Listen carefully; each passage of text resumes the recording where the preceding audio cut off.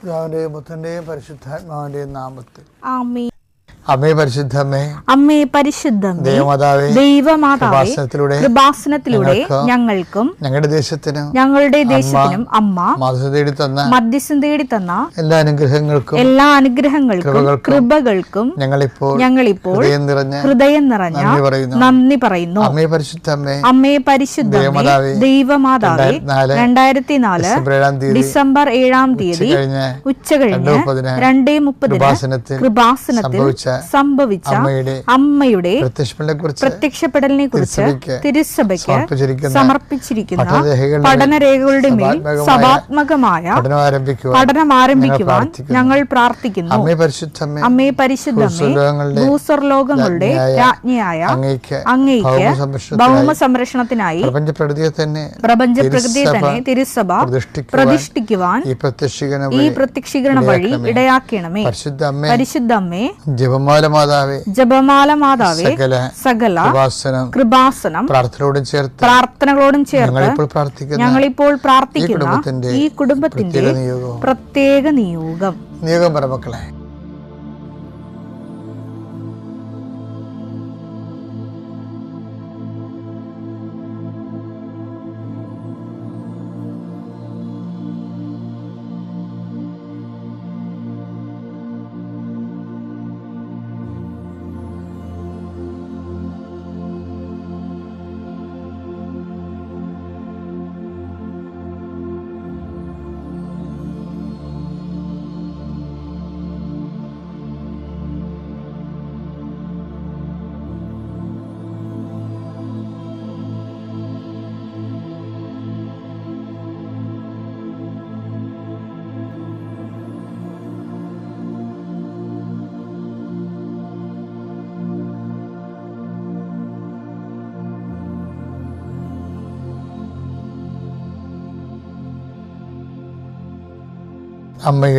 അമ്മയുടെ പ്രത്യക്ഷീകരണത്തിന്റെ ഈ അനുഗ്രഹവേളയിൽ ഞങ്ങൾക്ക് സാധിച്ചു തരുവാൻ കനിയണമേ.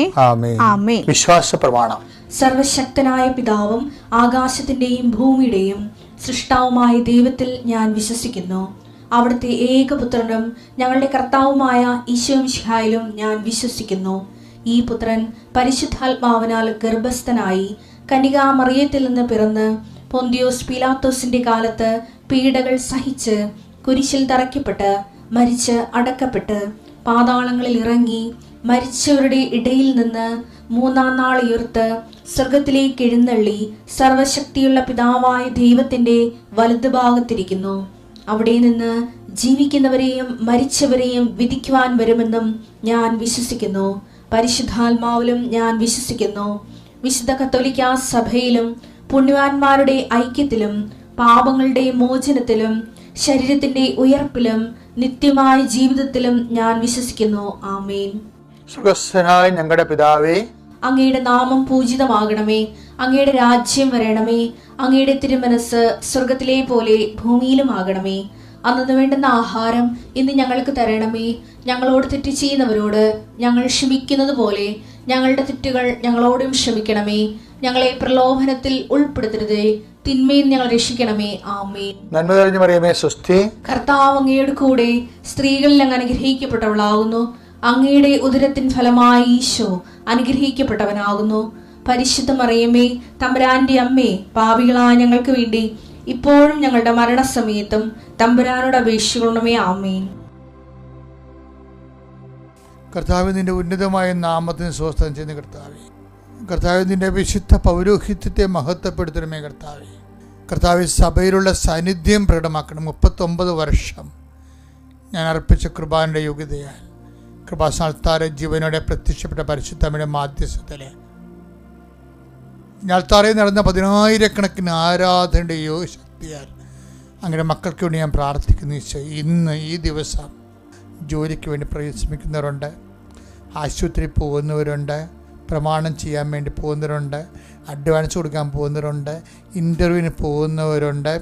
അതുപോലെ തന്നെ ഓരോരോ ക്രയവിക്രയങ്ങൾക്കും ഏജൻസിക്കും ബിസിനസ്സിനും പോകുന്നവരുണ്ട്, വിവാഹകാര്യത്തിന് വേണ്ടി പോകുന്നവരുണ്ട്, മക്കൾക്ക് വേണ്ടിയുള്ള കാര്യങ്ങൾക്ക് വേണ്ടി പോകുന്നവരുണ്ട്, വീട് ഓട് ബന്ധപ്പെട്ട കാര്യങ്ങൾക്ക് വേണ്ടി പോകുന്നവരുണ്ട്, റവന്യൂ ആയിട്ടുള്ള കാര്യങ്ങൾക്ക് വേണ്ടി പോകുന്നവരുണ്ട്. ഈശോ അവരെ എല്ലാവരെയും അപകടമില്ലാതെ വീട്ടിലെത്തുന്നതിന് വേണ്ടി യാത്രയെ സംബന്ധിച്ച് പ്രാർത്ഥിക്കുന്നു.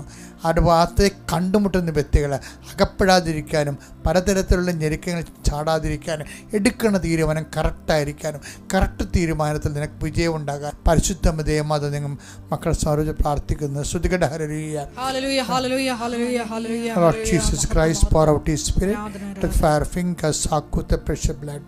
Lord, in peace, Spirit of power and grace.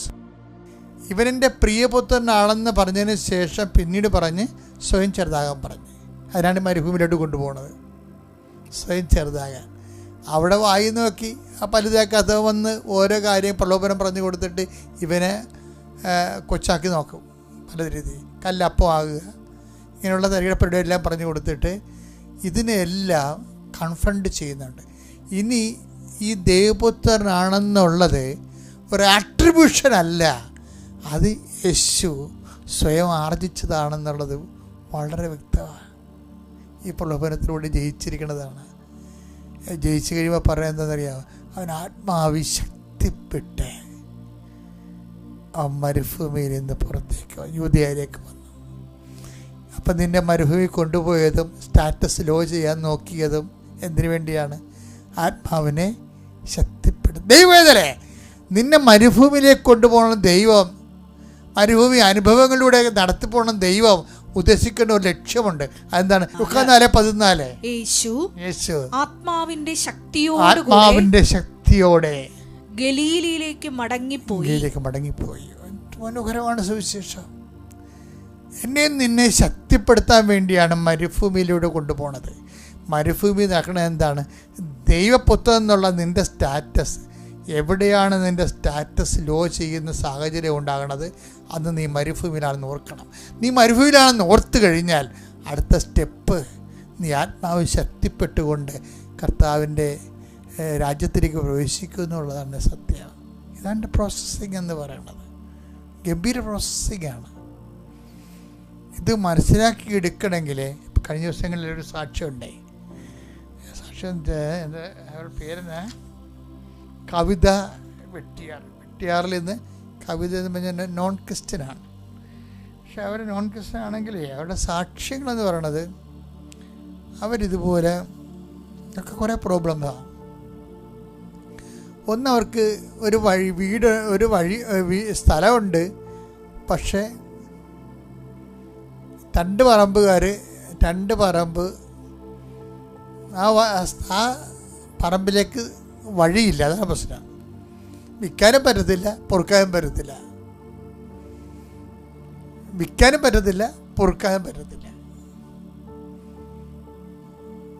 അപ്പം ഇവിടെ ഉഴമ്പെടുക്കാൻ നേരത്ത് കവിത കർത്താവേ വിൽക്കാനും പറ്റണില്ല, പൊറുക്കാനും പറ്റണില്ല എന്ന് എഴുതി. അതെ. അപ്പോൾ ഇവർ വഴി കൊടുത്താൽ മതി, പക്ഷെ കൊടുക്കത്തില്ല. വർഷങ്ങളോട് ചോദിക്കുന്നതാണ്, കിട്ടണില്ല.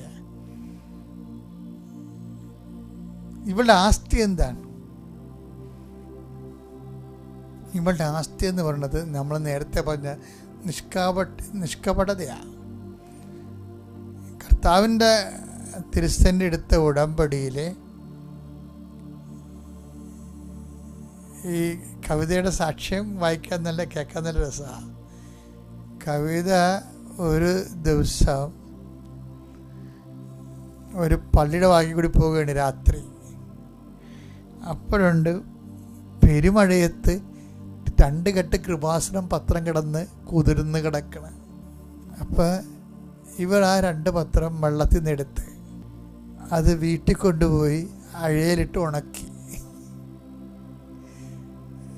ഉണക്കി പഴയതുപോലെ തേച്ച് വൃത്തിയാക്കി എടുത്തിട്ട് ഇവൾ ഓരോ വീടുകളിലും കൊണ്ടുപോയി കൊടുക്കും.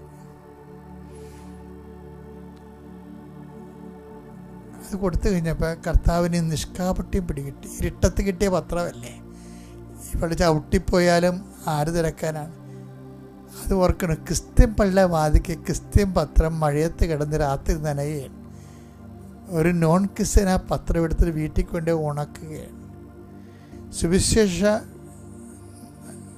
കൈമാറ്റത്തിന് വേണ്ടി ആണ് ഈ പത്രം. അവിടെ അനുഭവങ്ങളിലൂടെ കർത്താവിനെ മറ്റുള്ളവർക്ക് പരിചയപ്പെടുത്തുകയാണ് പത്രം കൊണ്ട് ഉദ്ദേശിക്കുന്നത്. അല്ല മതം മാറ്റമൊന്നുമല്ല, അത് ബോധമില്ലാത്തവന്മാർ പറയണ അതല്ല. ക്രിസ്തു പരിചയപ്പെടേണ്ട ഒരു വ്യക്തിയാണ്. ആ നിത്യതയിലും ഇഹത്തിലും പരത്തിലും ഒക്കെ. അപ്പം അതുകൊണ്ട് തന്നെ എല്ലാവരുടെയും അവകാശമാണ് ക്രിസ്തു. അതുകൊണ്ടാണ് ക്രിസ്തുവിൻ്റെ.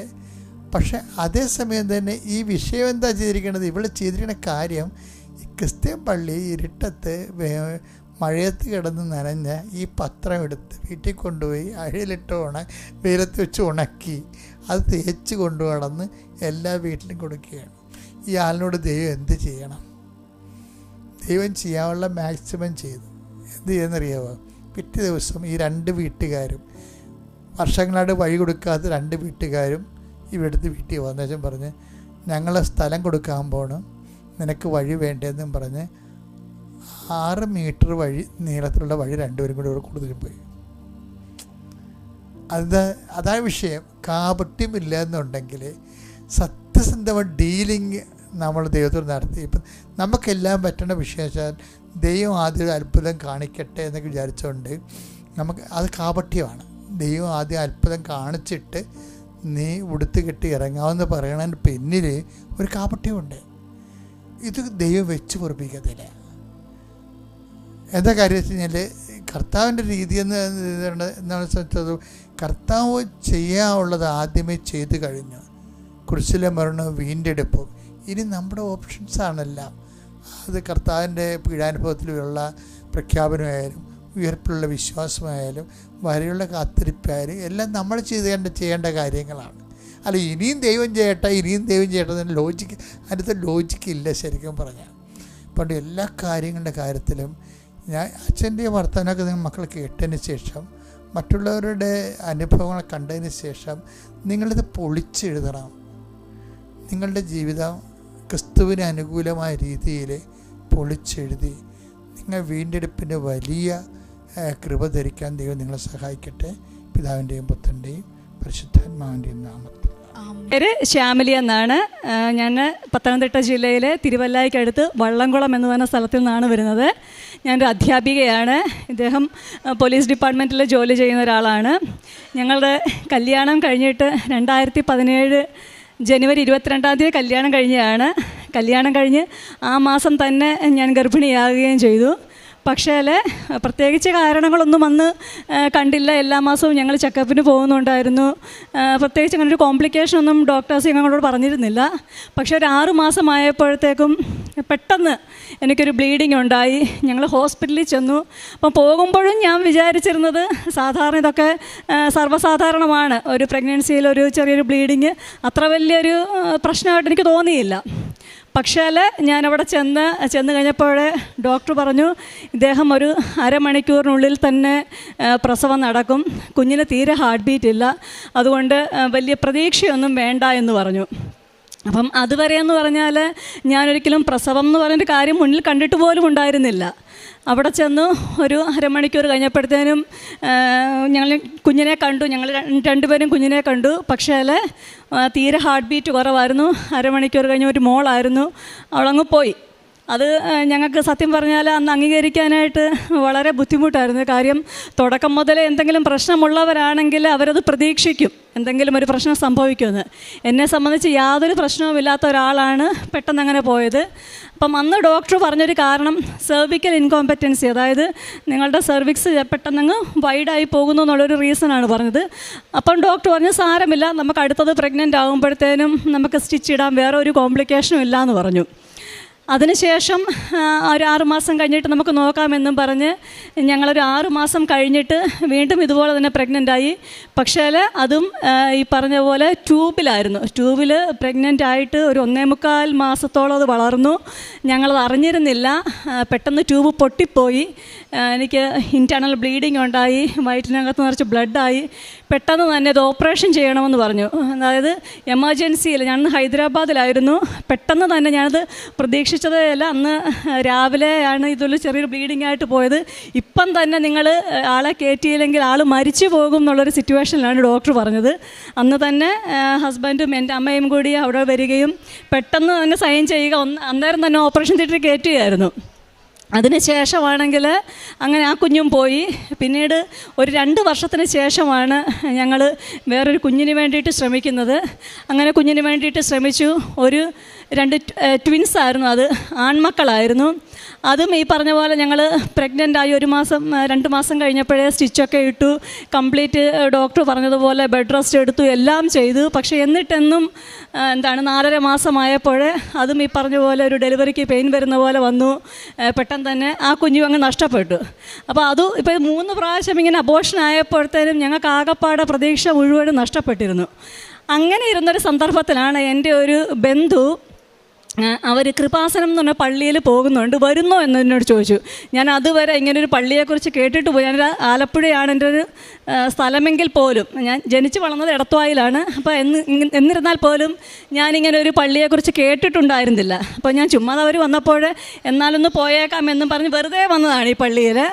അന്ന് വന്നപ്പോഴത്തേനും എല്ലാവരും ഉടമ്പടി എടുക്കുന്നത് കണ്ടു. അപ്പം എനിക്കിന്ന് ഞാനിവിടെ വന്നു. അപ്പോൾ ഇത് കണ്ടപ്പോഴത്തേക്ക് എനിക്കും തോന്നി എന്നാൽ ഒരു ഉടമ്പടി എടുത്തേക്കാം എന്നും പറഞ്ഞ്.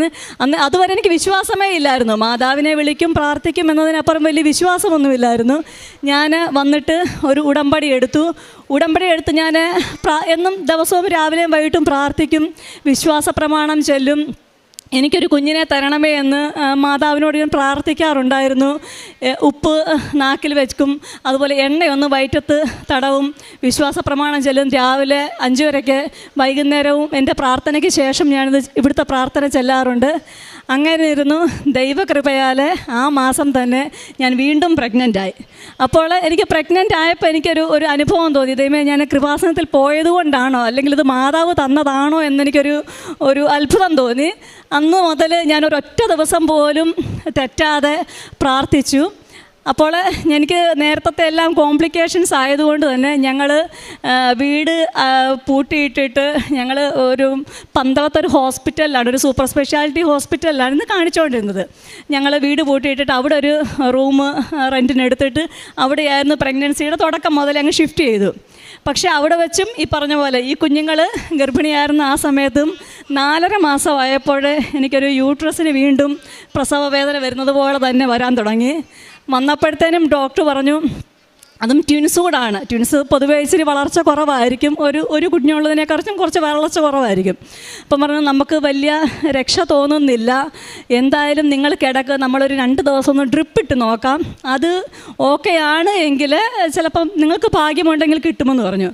ഞാൻ ഹസ്ബൻഡും ഞാനും അന്ന് മുതൽ ഈ ഒരു പുസ്തകം, കൃപാസനത്തിലെ പുസ്തകം ഞങ്ങൾ കയ്യിൽ വെച്ച് പ്രാർത്ഥിച്ചു.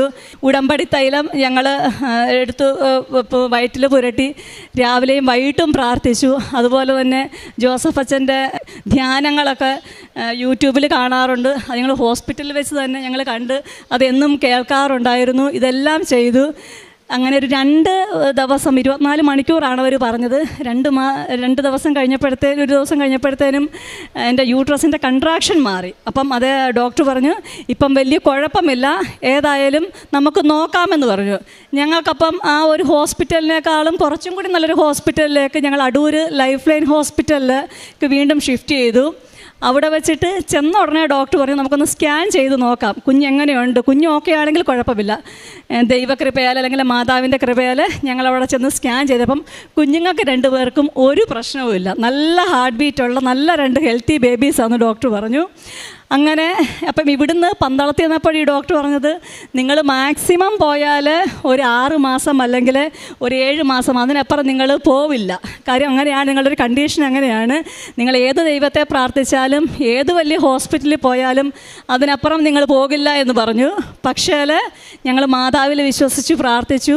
അവിടെ വെച്ച് ഞങ്ങളൊരു ഡേറ്റ് അങ്ങോട്ട് പറഞ്ഞിട്ട് 9 മാസവും 3 ദിവസവും കഴിഞ്ഞിട്ട് ഒരു കുഴപ്പവുമില്ലാണ്ട് ഞങ്ങൾ അങ്ങോട്ടൊരു ഡേറ്റ് പറഞ്ഞു. ഒരു കുഴപ്പവുമില്ലാണ്ട് ഈ കുഞ്ഞുങ്ങളെ 2 പേരെയും ഞങ്ങൾക്ക് മാതാവ് തന്നു.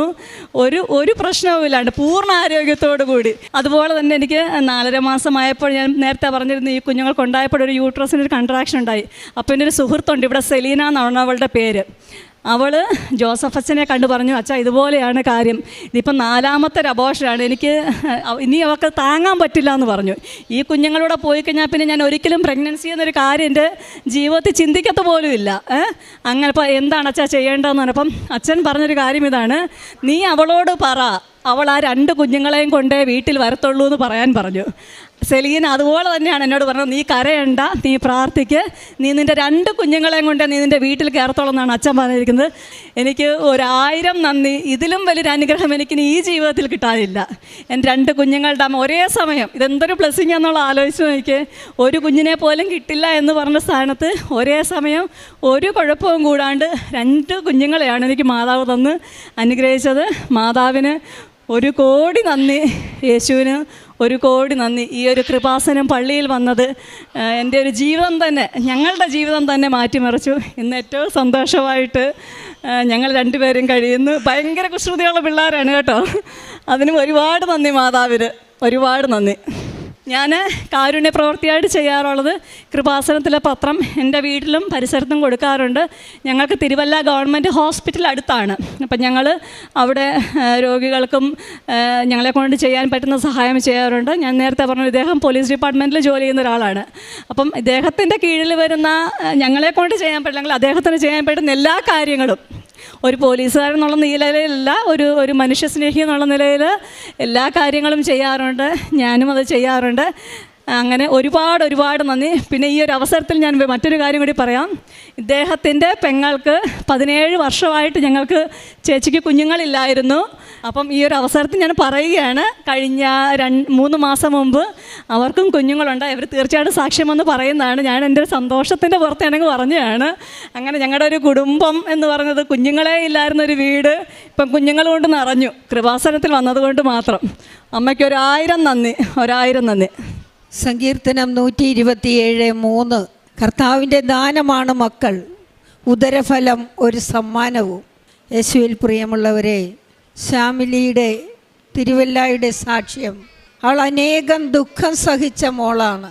കാരണം കുഞ്ഞുങ്ങളുടെ അവസ്ഥയിലൂടെ ആ മോൾക്ക് ഇന്ന് പരിശുദ്ധമ്മ ജീവനോടുകൂടി പ്രത്യക്ഷപ്പെട്ട അൾത്താരയിൽ വന്ന് സാക്ഷ്യം പറയുവാൻ ഇടയായത് ഉടമ്പടി ജീവിതത്തിലൂടെയാണെന്ന്. ഇങ്ങനെ ഒരു ഉടമ്പടി ജീവിതം വന്നതിൽ പിന്നെ അവർക്ക് സന്തോഷം കൊണ്ട് മതിമറക്കുകയാണ്. അമ്മ മാതാവ് അവർക്ക് നൽകിയതാണ്. 3 തവണ അബോർഷനായി. വളരെയധികം ദുഃഖത്തോടു കൂടിയായിരുന്നു അവരുടെ ജീവിതം. എന്നാൽ പരിശുദ്ധമ്മ അവർക്ക് കൊടുത്തതോ ഇരട്ട കുഞ്ഞുങ്ങളെ, 2 കുഞ്ഞുങ്ങളെ കൊടുത്തവരെ സന്തോഷിപ്പിക്കുകയാണ്. പല തവണയെല്ലാം ഡോക്ടേഴ്സ് പറഞ്ഞപ്പോൾ അവർക്ക് നിരാശകളായിരുന്നു. അവസാനം അവർ വന്ന് ഹോസ്പിറ്റലിൻ്റെ അടുത്ത് റൂം എടുത്ത് താമസിക്കാൻ തുടങ്ങി. കാര്യം റെസ്റ്റ് എടുത്ത് നമ്മൾക്ക് ഹോസ്പിറ്റലിൽ പോകാമല്ലോ എന്ന് കരുതി. അവിടെയെല്ലാം അവർ ചെയ്തത് ഉടമ്പടി തൈലമെടുത്ത് വിശ്വാസപ്രമാണം ചൊല്ലി വയറിൽ കുരിശ് വരക്കുമായിരുന്നു, ഉപ്പും തേനും ഉപയോഗിക്കുമായിരുന്നു. ഒട്ടും വിശ്വാസമില്ലാതെയാണ് ആ കൂട്ടുകാരി പറഞ്ഞപ്പോൾ ഇവിടെ വന്ന് ഉടമ്പടി എടുത്തത്. എന്നാൽ അമ്മയിൽ സമർപ്പിച്ചതുകൊണ്ട് അമ്മ അവരെ കൈവിടാതെ ശക്തനായവനിൽ നിന്ന് വൻ കാര്യം ചെയ്തു കൊടുത്തു. ഇതാണ് ആ പരിശുദ്ധ അമ്മ കൊടുക്കുന്ന ഗിഫ്റ്റ്. ഈ അബോർഷൻ ഉണ്ടായ മേഖലയിലൊക്കെ ആ കൂട്ടുകാരിയോട് ഇവർ പറഞ്ഞു, ഇനി ഞങ്ങൾക്കൊരു കുഞ്ഞുങ്ങളുണ്ടാവില്ല. ഈ കുട്ടികളുടെയും അവസ്ഥ ഡോക്ടർമാരിങ്ങനെയാണ് പറഞ്ഞത്. ഉടനെ ആ കൂട്ടുകാരി ഇവിടെ വന്ന് ബഹുമാനപ്പെട്ട ജോസഫ് അച്ഛൻ്റെ അടുത്ത് പറഞ്ഞു, കരഞ്ഞു. കണ്ണുനീരെല്ലാം തുടച്ചു മാറ്റുന്ന അമ്മയുടെ അടുത്താണ് ആ മോളും വന്ന് അച്ഛനോട് പറഞ്ഞത്. അച്ഛൻ പറഞ്ഞു, അവരോട് പറയൂ, നിങ്ങൾ സങ്കടപ്പെടേണ്ട, നിങ്ങളുടെ 2 കുഞ്ഞിനെയും കൊണ്ടുവന്ന് പരിശുദ്ധ അമ്മയുടെ മുൻപിൽ വന്ന് സാക്ഷ്യപ്പെടുത്തുമെന്ന് അവരോട് പറഞ്ഞേക്കാൻ. അതവർ വളരെ ധൈര്യത്തോടും സ്നേഹത്തോടും ഭക്തിയോടും കൂടി ആ വാക്കുകളെടുത്ത് വിശ്വാസപ്രമാണം ചൊല്ലി ഉടമ്പടി ജീവിതത്തിൽ മുന്നോട്ട് പോയി. യൂട്യൂബിൽ ആരാധന കൂടുകയും പ്രേക്ഷിത പ്രവർത്തനങ്ങൾ തീക്ഷ്ണതയോടുകൂടി ചെയ്യുകയും കാരുണ്യ പ്രവൃത്തിയിൽ പങ്കാളിത്തമുണ്ടാകുകയും ചെയ്തപ്പോൾ പരിശുദ്ധ അമ്മ ഒരിക്കലും നടക്കില്ല എന്ന് പറഞ്ഞ കാര്യങ്ങൾ അമ്മ ഉടനടി പരിഹരിച്ചു കൊടുത്തു. പിതാവിന് മക്കളോടെന്ന പോലെ കർത്താവിന് തൻ്റെ ഭക്തരോട് അലിവ് തോന്നി. ഉടമ്പടി ജീവിതത്തിൽ പരിശുദ്ധ അമ്മ വഴി ഈശോ നൽകിയ വൻ കൃപയ്ക്ക് നമ്മൾക്ക് കരങ്ങളടിച്ച് ഈശോയ്ക്ക് നന്ദി പറയാം. ഇവ തിരുനാമത്തിന് മഹത്വമുണ്ടായിരിക്കട്ടെ. ആവേ മരിയ, പരിശുദ്ധ അമ്മ ജീവനോട് പ്രത്യക്ഷപ്പെട്ട ഈ പുണ്യഭൂമിയിൽ, ഈ പുണ്യ അൾത്താരയിൽ രണ്ടാമത്തെ സാക്ഷ്യമായിട്ട് വന്ന് നിൽക്കുവാൻ തന്ന യേശപ്പച്ചനും അമ്മയ്ക്കും കോടാനുകോടി നന്ദി കരയറ്റുന്നു. ഞങ്ങൾ പത്തനംതിട്ട ജില്ലയിലെ അടൂർ, ഏഴംകുളം, തൊടുവക്കാട് സെൻറ്റ് മേരീസ് മലങ്കര കത്തോലിക്ക ദേവത്തിൽ നിന്ന് ഞങ്ങൾ വരുന്നു. ഇതിൻ്റെ രണ്ടാമത്തെ സാക്ഷ്യമാണ്. ഞങ്ങൾക്ക് 16/6/2022 ഞാൻ ഉടമ്പടി എടുത്തത്. എൻ്റെ പേര് മറിയാമ്മ രാജു. എൻ്റെ ജീവിത പങ്കാളിയുടെ പേര് മത്തായി രാജു. മകൻ്റെ പേര് മെബിൻ മത്തായി രാജു. അമ്മ മാതാവ് തന്ന അനുഗ്രഹങ്ങൾക്ക് എൻ്റെ ജീവിത പങ്കാളിയുടെയിലേക്ക് കൈമാറുന്നു. സ്ത്രീയേക ദൈവത്തിന് മഹത്വം ഉണ്ടായിരിക്കട്ടെ. എനിക്ക് പറയാനുള്ളത്, എനിക്ക് 5 വർഷം കൊണ്ട് ബാക്ക് പെയിൻ ആയിരുന്നു.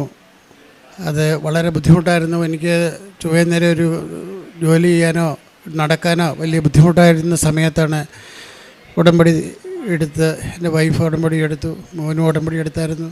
എനിക്ക് ഉടമ്പടി തൈലം പൂശുകയും ഈ ഉടമ്പടി ഉപ്പും തേനും ഒക്കെ ഉപയോഗിക്കുകയൊക്കെ ചെയ്തു. ഇപ്പം വളരെ കുറവുണ്ട്. ഒരു 85% ഇപ്പോൾ എനിക്ക് ബാക്ക് പെയിൻ കുറവുണ്ട്. അതിന് മാതാവിനും ദൈവകുമാരനും നന്ദി പറയുന്നു. അതുപോലെ 18 വർഷമായി എൻ്റെ സഹോദരൻ എന്നോട് പിണങ്ങി കഴിയുമായിരുന്നു. പല പ്രാവശ്യവും ഞാൻ രമ്യതയിലാകാൻ പോയിട്ടൊന്നും അദ്ദേഹം സമ്മതിച്ചില്ല. പിന്നെ അദ്ദേഹം തന്നെ ഇങ്ങോട്ട് വന്ന് എന്നെ വിളിച്ച് എൻ്റെ അടുത്ത് വന്ന് ക്ഷമയൊക്കെ ചോദിച്ചു. ഇപ്പം ഞങ്ങൾ വളരെ സന്തോഷത്തോടു കൂടിയും സ്നേഹത്തോടു കൂടിയും കഴിയുകയാണ്. ഇതുകൂടാതെ ഞങ്ങൾക്ക് ചെറുതും വലുതുമായി ഒരുപാട് അനുഗ്രഹങ്ങൾ അമ്മ സാധിച്ചു തന്നിട്ടുണ്ട്. അതുപോലെ തന്നെ ഭവനത്തിൽ നിന്ന് അമ്മയോട് പറഞ്ഞ് എന്തെങ്കിലും ആവശ്യത്തിന് പുറത്ത് പോയി കഴിഞ്ഞാൽ അത് സാധിക്കാതെ തിരിച്ചു വന്നിട്ടില്ല. അങ്ങനെ ഒരുപാട് നന്മകൾ ചെയ്തു തന്നിട്ടുണ്ട്. ബാക്കിയുള്ളത് മോൻ്റെ കാര്യം മോൻ പറയും. ത്രിയേക ദൈവത്തിന് മഹത്വം ഉണ്ടായിരിക്കട്ടെ. എൻ്റെ പേര് മെബിൻ. ഞാൻ 2023 ഓഗസ്റ്റ് 7-ാം തീയതിയാണ് ഉടമ്പടി എടുത്തത്. ഡിസംബർ 26-ാം തീയതി 2023 ഞാൻ തീർത്ഥാടന ഉടമ്പടി എടുത്ത് ഞാൻ UK പോവുകയായിരുന്നു. സോ അവിടുത്തെ ഉണ്ടായ സാക്ഷ്യങ്ങളും അത്ഭുതങ്ങളുമാണ് ഞാൻ പറയാൻ പോകുന്നത്. ഞാൻ UK വന്നതിൻ്റെ 2-ാം മാസം എനിക്ക് ഇമെയിലൊരു സന്ദേശം വന്നു. അതായത് നിൻ്റെ അക്കൗണ്ട് എല്ലാം ഹാക്കായി. അപ്പോൾ അവരൊരു വലിയ തുകയാണ് ആവശ്യപ്പെട്ടത്. എനിക്കത് വിഷമവും എന്താ ചെയ്യേണ്ടതെന്നറിയാത്ത ഒരു വല്ലാത്തൊരവസ്ഥയിലായിരുന്നു. ഉടനടി ഞാൻ വീട്ടിൽ വിളിച്ച് പറയുകയും അമ്മയും ഉപ്പയും പറയുകയും ചെയ്യുക, നീ ഒന്നുകൊണ്ടും പേടിക്കേണ്ട, പരിശുദ്ധ അമ്മയും കൃപാസന മാതാവും നിന്നോട് കൂടെയുണ്ട്, നീ ധൈര്യമായിട്ടിരിക്കുക. അവർ പിറ്റേ ദിവസം രാവിലെ വരികയും ബഹുമാനപ്പെട്ട ജോസഫ് അച്ഛനെ കാണുകയും അച്ഛൻ പ്രാർത്ഥിച്ച് കാശുരൂപം കൊടുക്കുകയും ചെയ്തു. അതിനുശേഷം ഇതുവരെയായിട്ടും അവിടെ നിന്ന്, അതായത് ഹാക്ക് ചെയ്ത ആൾ പിന്നെ മെസ്സേജ് അയച്ചിട്ടില്ല. അങ്ങനെ എൻ്റെ അക്കൗണ്ട് റിക്കവർ ആവുകയും ചെയ്തു. രണ്ടാമത്തേന്ന് വെച്ചാൽ എനിക്ക് UK ബസിലിക്ക പള്ളി, വാൾസിംഗ്ഹാം ബസിലിക്ക പള്ളിയിൽ കത്തോലിക്ക പള്ളിയുടെ അഭിമുഖത്തിലുള്ള പദയാത്രയിൽ അമ്മയോടും ഈ തിരുക്കുമാരൻ്റെ കൂടെയുള്ള പേടകം വഹിക്കാനുള്ള ഭാഗ്യം കിട്ടിയാൽ നന്ദി പറയുന്നു. അതിൻ്റെ പിറ്റേ ദിവസം തന്നെ എനിക്ക് നല്ലൊരു പാർട്ട് ടൈം ജോബ്, അതായത് ഫാർമസ്യൂട്ടിക്കൽ കമ്പനിയിൽ ഹൈജീൻ ഓപ്പറേറ്റീവായിട്ട് എനിക്ക് നല്ലൊരു പാർട്ട് ടൈം ജോബ് കിട്ടുകയും ചെയ്തു. അത് അമ്മയുടെ ഒരു വലിയ അനുഗ്രഹമായിട്ട് ഞാൻ കണക്കാക്കുന്നു. മൂന്നാമതായിട്ട് ഞാൻ UK പഠിക്കാനാണ് പോയത്. എൻ്റെ ഒരു സെമ്മിൽ ഒരു മൊഡ്യൂൾ ഫെയിൽ ആവുകയുണ്ടായി. ഞാൻ ഭയങ്കര വിഷമത്തിലായിരുന്നു. ഞാനത് പ്രാർത്ഥിക്കുകയും പിന്നെ മുട്ടിപ്പയന്ന് പ്രാർത്ഥിക്കുകയും പപ്പയമ്മ ഇവിടെ വന്ന് അച്ഛനെ കണ്ട് കാര്യങ്ങൾ പറയുകയും അച്ഛൻ വീണ്ടും ഒരു കാശുരൂപം കൊടുത്ത് പ്രാർത്ഥിച്ചതിൻ്റെ ഫലമായിട്ട് അതിൻ്റെ റീടെസ്റ്റ് നടക്കുകയും അതിൽ ഞാൻ ഉപ്പും തൈലവും എല്ലാം എക്സാം ഹാളിൽ കൊണ്ടുപോവുകയും കാശുരൂപം കൊണ്ടുപോവുകയും അവിടെ ആ ഡെസ്കിൻ്റെ കാര്യങ്ങളെല്ലാം വിടറി അങ്ങനെ ചെയ്ത് കഴിഞ്ഞപ്പോഴാണെങ്കിൽ ആദ്യത്തെക്കാട്ടിലും രണ്ടാമത്തെ എക്സാമിന് നല്ല മാർക്കോട് കൂടി ജയിക്കാൻ സാധിച്ചു. ആ കോഴ്സ് കംപ്ലീറ്റ് ആക്കുവാനുള്ള ഭാഗ്യം തമ്പുരാൻ തന്നു. അതുപോലെ തന്നെ അതിൻ്റെ കോൺവൊക്കേഷൻ എന്ന് പറയുന്നത് മാതാവിൻ്റെ ജന്മപിറന്നാളായ സെപ്റ്റംബർ 8-ാം തീയതി തന്നെയായിരുന്നു. അത് അമ്മ എനിക്ക് തന്ന വലിയൊരു അനുഗ്രഹമായിട്ട് ഞാൻ കണക്കാക്കുന്നു. നാലാമത്തെയാണ് സ്റ്റുഡൻറ്റ് വിസ കഴിഞ്ഞിട്ട് നമ്മൾ PSWക്ക് വേണ്ടി അപ്ലൈ ചെയ്യുക എന്നുള്ളത്. അത് ഞാൻ അപ്ലൈ ചെയ്തു. ചിലവർക്കാണെങ്കിൽ ആദ്യത്തെ ദിവസം തന്നെ കിട്ടി, ചിലർക്ക് 5ാം ദിവസം തന്നെ കിട്ടി, ചിലപ്പോൾ ഒരാഴ്ച കൊണ്ട് കിട്ടി. പക്ഷേ എനിക്ക് ഇതുവരെയായിട്ടും 1 മാസമായിട്ടും അവിടെ നിന്നൊരു മെയിലോ ഒരു കാര്യങ്ങളും എനിക്കൊരു അപ്ഡേറ്റും ഉണ്ടായിട്ടില്ല. അപ്പം ഞാൻ അതിൻ്റെ പിറ്റേ മാസമായിരുന്നു മെയ് മാസം, വണക്കമാസം.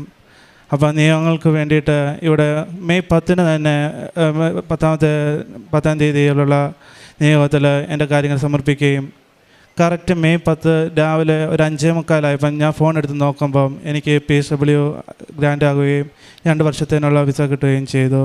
അതുപോലെ തന്നെ അന്ന് ഉച്ച തന്നെ ആയപ്പോഴത്തേക്കും എനിക്കൊരു വേറൊരു സ്ഥലത്ത് നല്ലൊരു ഫുൾ ടൈം ജോബ് കെയറായിട്ട് കിട്ടുകയും ചെയ്തു. മാതാവിനോട് തിരുക്കുമാരോട് നന്ദി പറയുന്നു. അതുപോലെ തന്നെ ഞാൻ അടുത്ത ജനുവരിക്ക് വേണ്ടിയിട്ട് വരാനായിട്ട് ഇരിക്കുകയായിരുന്നു. പക്ഷെ ഞാൻ അപ്ലൈ ചെയ്ത സമയത്ത് 4 ആഴ്ചകളായിട്ട് ഇതുവരെയായിട്ടും അതിൻ്റേതായ റിപ്ലൈയും കാര്യങ്ങളൊന്നും വന്നില്ല. പക്ഷേ ഈ ഒക്ടോബർ മാസമായപ്പം എനിക്ക് വലിയ ആഗ്രഹമായിരുന്നു അഖണ്ഡ ജമാല റാലിയിൽ പങ്കെടുക്കുക എന്നതുള്ളത്.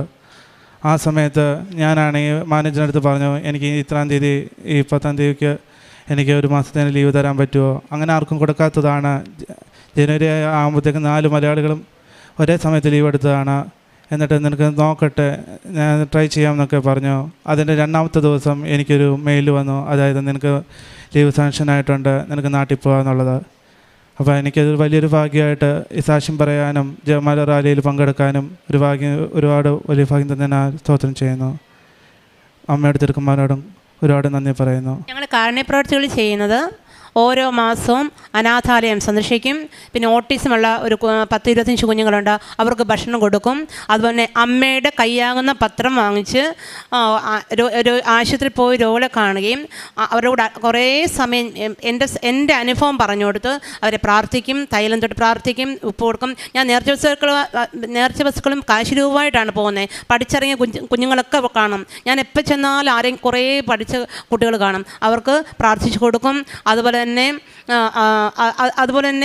ഞാൻ ഈ പത്രം കൊടുക്കുന്നത് വിശുദ്ധ കുർബാനയിൽ പങ്കെടുത്ത് വീട്ടിൽ വന്ന് എനിക്ക് പ്രയർ റൂമുണ്ട്, അമ്മയുടെ രൂപം ഞാൻ വെച്ചിട്ടുണ്ട്, പ്രയർ പ്രത്യേകമായിട്ട് അമ്മയുടെ പ്രാർത്ഥനാമുറിയുണ്ട്, അവിടെ നിന്ന് പ്രാർത്ഥിച്ചിട്ട് ഓരോ പത്രത്തിലും വിശ്വാസപ്രമാണം ചൊല്ലി ഇത് അർഹതപ്പെട്ടവരുടെ കൈകളിൽ എത്താവണമെന്ന് പ്രാർത്ഥിച്ചുകൊണ്ട് ഉപ്പും തൈലവും തേച്ച് കുരിശ് വരച്ച് അതിനകത്ത് ഓരോ പത്രത്തിലും പ്രത്യക്ഷ പ്രാർത്ഥനയും സായന പ്രാർത്ഥനയും അതിൻ്റെ പ്രിൻ്റ് എടുത്ത് ഓരോ പത്രത്തിനകത്ത് വെച്ചാണ് കൊടുക്കുന്നത്.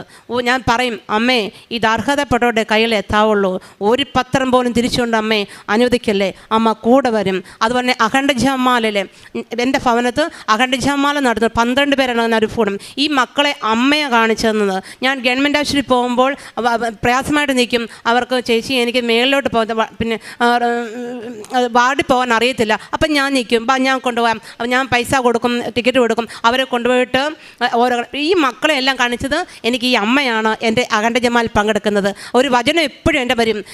യെശയ്യാ 54:8 വചനമാണ്, 54:5 നിനക്ക് അജ്ഞാതമായ ജനങ്ങളെ നീ വിളിച്ചുകൂട്ടും, നീ അറിയാത്ത നിനക്ക് അജ്ഞാതമായ ജനങ്ങളെ വിളിച്ചുകൂട്ടും, നിന്നെ അറിയാത്ത ജനത്തിൻ്റെ അടുക്കലോടും, അതിനാൽ ദൈവമായ കർത്താവ് ഇസ്രായേലിൻ്റെ പക്ഷം നിന്നെ മഹത്വപ്പെടുത്തിയിരിക്കുന്നു. ആ വചനമാണ് എൻ്റെ എപ്പോഴും. വീണ്ടും ഒരു വചനം പറയും, ജെറമ്യ 15:20 ഈ ജനത്തിന് മുൻപിൽ നിന്നെ ഒരു പിത്തളക്കോട്ടയായിട്ട് ഞാൻ ഉയർത്തും, അവർ നിന്നോട് യുദ്ധം ചെയ്യും, എന്നാൽ അവർ വിജയിക്കുകയില്ല, എന്നാൽ നിന്നെ രക്ഷിക്കാനും മോചിപ്പിക്കാനുമായി ഞാൻ നിന്നോടുണ്ട് കർത്താവ് വിളിച്ചു. വീണ്ടും ഒരു വചനം കൂടെ, സങ്കീർത്തനങ്ങൾ 89:34 തിരുവചനം, ഞാൻ എൻ്റെ ഉടമ്പടി ലംഘിക്കുകയില്ല, ഞാൻ ഉച്ചരിച്ച വാക്കിന് വ്യത്യാസം വരുത്തുകയില്ല. വീണ്ടും അഖണ്ഡ ജമാൽ പങ്കെടുക്കുമ്പോൾ നീലത്തിരിയിൽ അമ്മ പ്രത്യക്ഷപ്പെട്ട രൂപം പല പ്രാവശ്യം വരും. എൻ്റെ ഫോട്ടോ കൊണ്ടുവന്നിട്ടുണ്ട്, ഒന്ന് കാണിക്കുന്നു. ഇത്രയും അനുഗ്രഹങ്ങൾ നിന്ന യേശുപ്പച്ചനും അമ്മയ്ക്കും കോടാനുകോടി നന്ദി. എത്ര നന്ദി പറഞ്ഞാൽ ഒരുപാട് അനുഗ്രഹങ്ങൾ തന്നിട്ടുണ്ട്. ഇപ്പോൾ സമയക്കുറവ് നിർത്തുന്നു. നന്ദി. പ്രഭാഷകൻ 2:18 നമുക്ക് മനുഷ്യകരങ്ങളിലല്ല കർത്തൃകരങ്ങളിൽ നമ്മെ തന്നെ അർപ്പിക്കാം. എന്തെന്നാൽ അവിടുത്തെ പ്രഭാവം പോലെ തന്നെയാണ് അവിടുത്തെ കാരുണ്യവും. മറിയാമ്മ രാജു എന്ന ഈ സഹോദരിയും ജീവിത പങ്കാളിയും മകനും വലിയ സന്തോഷത്തോടും നന്ദിയോടും കൂടി അമ്മയുടെ ഉടമ്പടി ജീവിതത്തിലൂടെ ലഭിച്ച അനുഗ്രഹങ്ങളെ ഈ അൾത്താരയിൽ സാക്ഷ്യപ്പെടുത്തുകയാണ്. ദൈവനാമത്തെ മഹത്വപ്പെടുത്തി ജീവിക്കുവാൻ നമ്മൾ തീരുമാനിക്കുമ്പോൾ ദൈവം നമ്മുടെ ജീവിത വിഷയങ്ങളെ പരിഹരിച്ചുകൊണ്ടും കൂടെ നിന്നുകൊണ്ടും സഹായിക്കുന്നത് നമുക്ക് അനുഭവിക്കുവാനാവും. നമ്മുടെ പ്രയോറിറ്റി എന്താണ്? നാം എന്തിനു വേണ്ടിയാണ് ജീവിതത്തിൽ നിരന്തരം മുന്നോട്ട് പോകുമ്പോൾ മനസ്സിൽ കുറിച്ചു വെച്ച് പോകുന്നത്? നമ്മൾ കൗശലത്തിൻ്റെ മനുഷ്യരാണോ അതോ അകക്കാമ്പുള്ള മനുഷ്യരാണോ? നാം ദൈവത്തെ കബളിപ്പിക്കാതെ ദൈവത്തിൽ അടിയുറച്ച് നിന്നുകൊണ്ട് ഞാൻ ദൈവത്തിൽ ശരണപ്പെടുന്നത് എനിക്ക് ദൈവം മഹത്വത്തിനുള്ള അടയാളങ്ങളാക്കി മാറ്റുമെന്ന് ഉറച്ചു പറയുവാൻ സാധിക്കുമെങ്കിൽ ദൈവം കൂടെ നിന്ന് ഏത് വിഷയവും ഏത് സങ്കടവും ഏത് പ്രതിസന്ധിയും അത് തരണം ചെയ്യുവാനുള്ള കരുത്ത് നൽകിക്കൊണ്ടിരിക്കും. ഭാരങ്ങൾ ലഘൂകരിക്കപ്പെടുന്നത് നമുക്ക് കാണാനാവും. നമ്മുടെ ജീവിത വിഷയങ്ങൾ ശുഭകരമായി ഭവിക്കുന്നത് നമുക്ക് കാണാനാവും. ഒരുപക്ഷെ എല്ലാം നഷ്ടപ്പെട്ടുവെന്ന് കരുതുന്നിടത്ത് പുതിയ പ്രതീക്ഷകൾ നൽകിക്കൊണ്ട് ഒന്നും നഷ്ടപ്പെട്ടിട്ടില്ലെന്ന് നമ്മളെ ഓർമ്മിപ്പിക്കുന്നത് നമുക്ക് കാണാനാവും. അമ്മ മാതാവിൻ്റെ കരം പിടിക്കുമ്പോൾ അമ്മ തൻ്റെ കയ്യിൽ പൊതിഞ്ഞുകൊണ്ട് അമ്മ എങ്ങനെയാണോ തൻ്റെ ജീവിതത്തെ ദൈവഹിത പ്രകാരം മുന്നോട്ട് നയിച്ചത് അതുപോലെ നയിക്കുവാൻ നമ്മളെ പരിശീലിപ്പിക്കുകയും അതിൽ നമ്മൾ ഉറച്ചു കഴിയുമ്പോൾ നമ്മുടെ ജീവിത വിഷയങ്ങൾക്ക് വേഗത്തിൽ പരിഹാരം ലഭിക്കുന്നത് നാം അനുഭവിക്കുകയും ചെയ്യും. ഈ കുടുംബത്തിൽ ഓരോരുത്തരും പറയുന്നുണ്ട് എങ്ങനെയാണ് പ്രേക്ഷിത പ്രവർത്തനം, എങ്ങനെയാണ് കാരുണ്യ പ്രവൃത്തികൾ, ദൈവനാമത്തെ മഹത്വപ്പെടുത്തി അമ്മയുടെ കയ്യായ കൃപാസനം പത്രം അതൊരു കുടുംബത്തിൽ അത് അടയാളമായും അനുഗ്രഹമായും ജീവിത വിഷയങ്ങൾക്ക് പരിഹാരമായും മാറും വിധത്തിൽ ഇടപെടണമേ എന്ന് പ്രാർത്ഥിച്ചുകൊണ്ടാണ് ഓരോ കൃപാസനം പത്രവും കൊടുക്കുന്നത്. കയ്യിലിരിക്കുന്നത് വേഗത്തിൽ തീർക്കുവാനല്ല, അതൊരു കുടുംബത്തിന് അനുഗ്രഹമാകുവാൻ, ദൈവത്തിൻ്റെ ദൂതാകുവാൻ, അമ്മയുടെ മാധ്യസ്ഥമാകുവാൻ വേണ്ടി ആഗ്രഹിച്ചു കൊടുക്കുമ്പോൾ അത് അനേകരെ തന്നിലേക്ക് ചേർത്ത് കൊണ്ടുവരുന്നത്, ദൈവനാമത്തെ മഹത്വപ്പെടുത്തുന്നത് എങ്ങനെയെന്ന് സഹോദരി സൂചിപ്പിക്കുന്നുണ്ട്. പ്രിയമുള്ളവരെ, നമുക്കിത് അനുഭവമാകും. നമ്മൾ എത്ര കണ്ട് എളിമയോടുകൂടി ദൈവസന്നിധിയിൽ വ്യാപരിക്കുന്നുവോ അത്ര കണ്ട് ദൈവം നമ്മളെ ഉയർത്തുകയും നമ്മുടെ ജീവിത വിഷയങ്ങൾക്ക് ദൈവം പരിഹാരമൊരുക്കി തരികയും ചെയ്യും. കാരണം അമ്മ മാതാവ് എളിമയോടുകൂടി തൻ്റെ ജീവിതത്തെ ദൈവത്തിന് കൊടുക്കുമ്പോൾ ദൈവം അത് ഉയർത്തിയതുപോലെ തന്നെ അമ്മയിൽ ആശ്രയിച്ചുകൊണ്ട് നമ്മൾ ദൈവത്തിന് വിട്ടുകൊടുക്കുവാൻ നമ്മളെ തന്നെ തയ്യാറാകുമ്പോൾ നമ്മുടെ ജീവിതത്തിൻ്റെ ഏത് മേഖലയിലും ദൈവം കയ്യൊപ്പ് ചാർത്തും അത് അനുഗ്രഹമായി നമ്മൾ അനുഭവിക്കുകയും ചെയ്യും. ഈ കുടുംബത്തിന് ലഭിച്ച എല്ലാ അനുഗ്രഹങ്ങളെ ഓർത്ത് നന്ദി പറഞ്ഞുകൊണ്ട് അമ്മ മാതാവിൻ്റെ കരം പിടിച്ച് നടക്കുവാൻ, അമ്മ മാതാവിൽ അടിയുറച്ച് ശരണപ്പെട്ട് സ്നേഹത്തോടു കൂടി വിശ്വസിക്കുവാൻ നമ്മളെ സഹായിക്കണമേ എന്ന് പ്രാർത്ഥിച്ചുകൊണ്ട് കരങ്ങളടിച്ച് ഈ സാക്ഷ്യം സമർപ്പിക്കാം.